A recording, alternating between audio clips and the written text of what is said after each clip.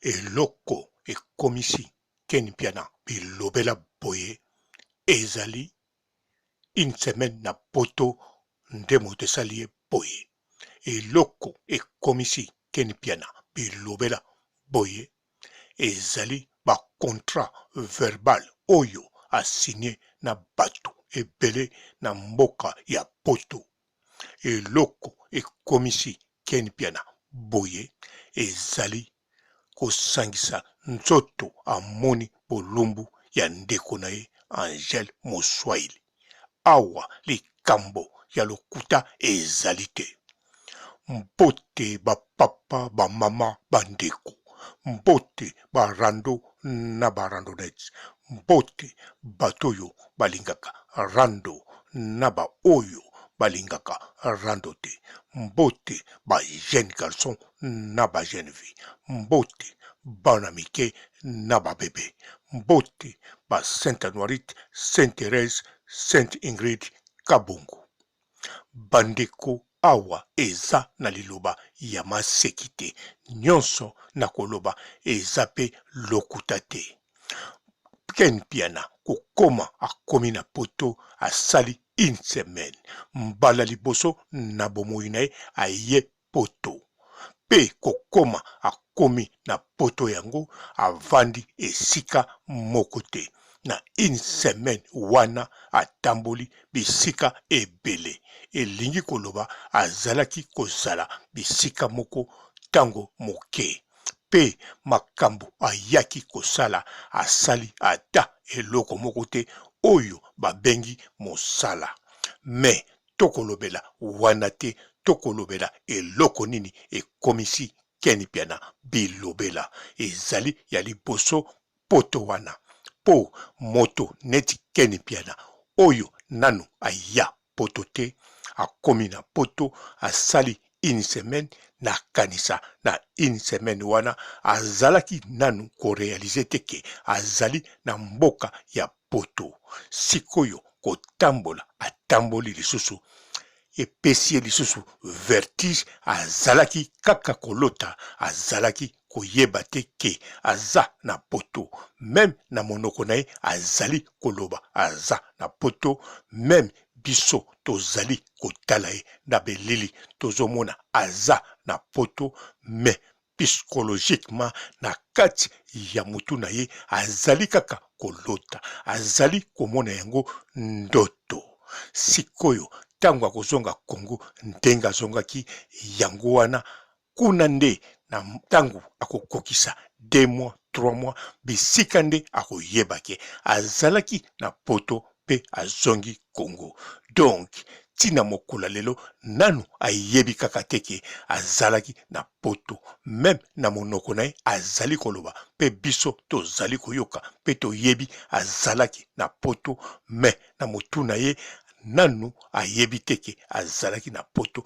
Psychologiquement na kanisa eza pasi pona bo comprendre yango, me ezali nde bongo. Eloko alingaki kosala, alingaki kozongela prophète na ye Manuel Baba soki nani oyo aza na limete pote abondela pona ye, me ye abandaki babondela pona ye apesa témoignage mokolo alingaki kokende.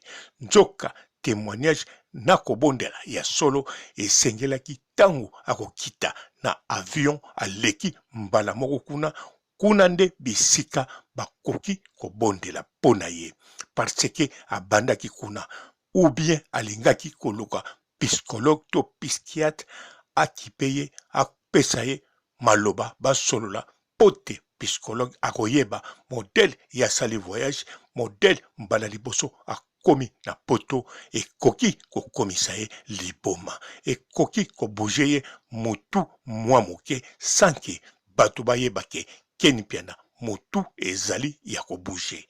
Alors pourquoi Ken pia na amoni pasteur prophète ya limete te? Parce que azali kobanga. Aza kobanga nini? Parce que aza na ngambu kaka na kati ya ndoto wana asigné ba contrat verbal ebele. Elingi koloba bomonaki bino moko na ba elili bakendaki kosigne contrat eza mpe na bavideo na ye na magazin moko oyo balatisaki ye costume alobi abanda kolekisa bango lokola bomonaka bapublicité oyo elekaka ya Jonga Nganda Ntaba oyo bomonaka ndeko na biso Bokechu azali kobina. Naza koloba Bokechu wa yambo te me Bokechu mususu oyo abinaka wana Bokechu pwa Ntaba.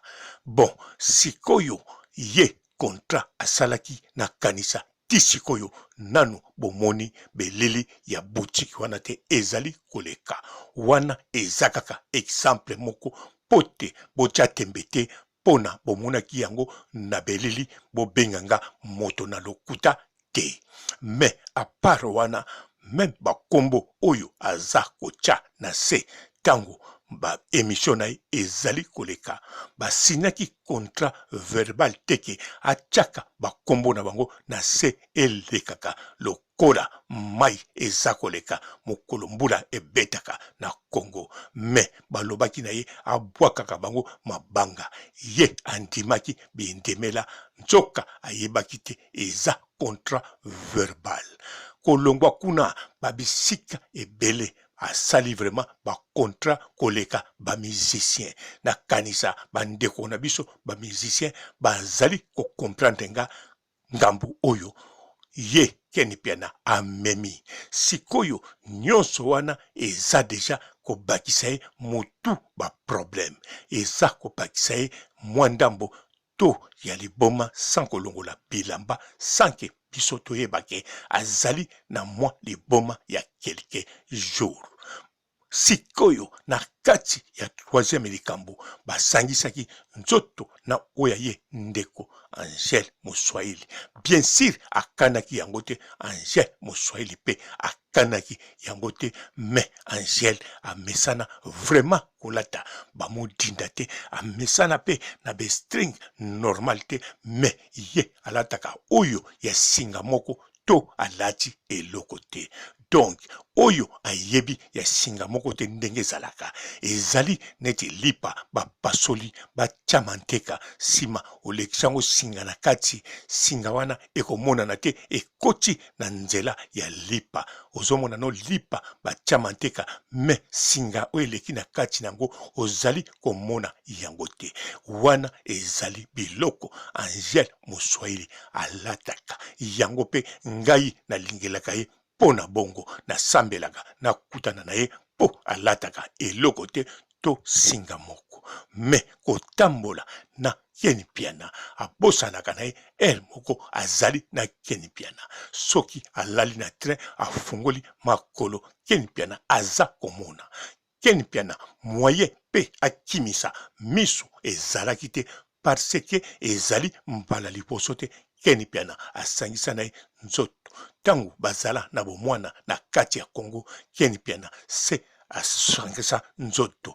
Donc mutu oyo alongola Ken Piana na mampuya mwasi ya liboso oyo Ken Piana abima na ye ezali kaka ya ye grande sœur yango wana bayokanaka kitoko me tozali kolobela wana te na kokota pe na badetail te parce que nazalaki te me nayebi ke basangisaki nzoto. Alors biloko misato wana ezali pasi pote Ken Piana akende koloba yango epai ya prophète Emmanuel. Bon, kombo mosusu naza kobosana oyo aza na église ne na limité parce que place wana akotinda Ken Piana akota jeune soki ya combien de jours pe abombama abondela Ken Piana akoki kolinga te arate kosala ba émission akoki pe kolinga te aloba wana parce que azali kobanga pe à part kozanga kobanga azali nde na vertige na biloko oyo azali kosala nalobi kaka pona makambo ya Nana Boduka te me soki bolandi malamu mutu oyo bakendaki na ye azalaki kobenga ye manager oyo azalaki kolala na résidence privée oyo Ken Piana alobaki yepe alali kuna une semaine na kanisa soki bolandi Ken Piana tangu azakoloba pona mutu wana bolandi ba video mosusu tangu akoloba kaka pona manager wana boza komona na langage na ye azali komatisa ete me azali kokitisa ye na se ondire yende mutu azali manager wana azali lipapa ya manager.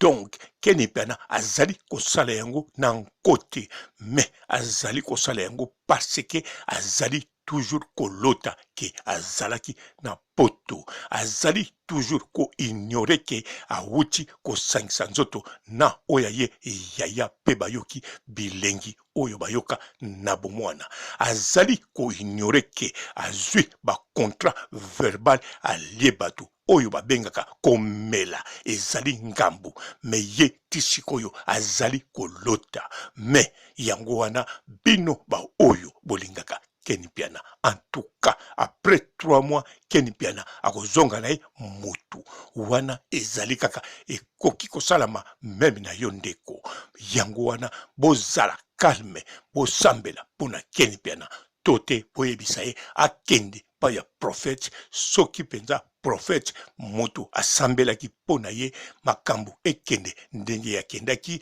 nzambe ya prophète asalaki elingi koloba soki azongi na maboko ya prophète Emmanuel dadi soki nani Emmanuel wana akosambela pona ye pe ye abimisa nyonso oyo eza na kati na ye wana ekosila avant sino te Ken Piana akokoma mwa calme ndenge azalaka na près 3 mois mais conscience na ye na makambo ya ba contrat verbal oyo asinyaki wana nde ekoyebana selo ba telefone oyo bamanda kobengela ye oyo ya kosangisa nzoto na ndeko na ye mpe ekoleka nango mpo eza nango mbala liboso te si basala yango soki basali ezali kaka neti basali rappel ya bilengi oyo bayoka.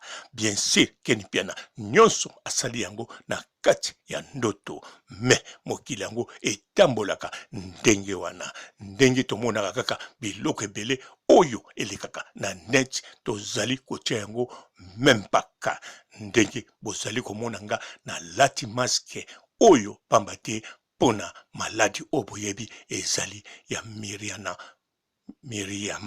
Miriana virus. Bon, na tiki bino botika la malamu. Ciao. Bonjour fidèles internautes de www.elengiakomba TV.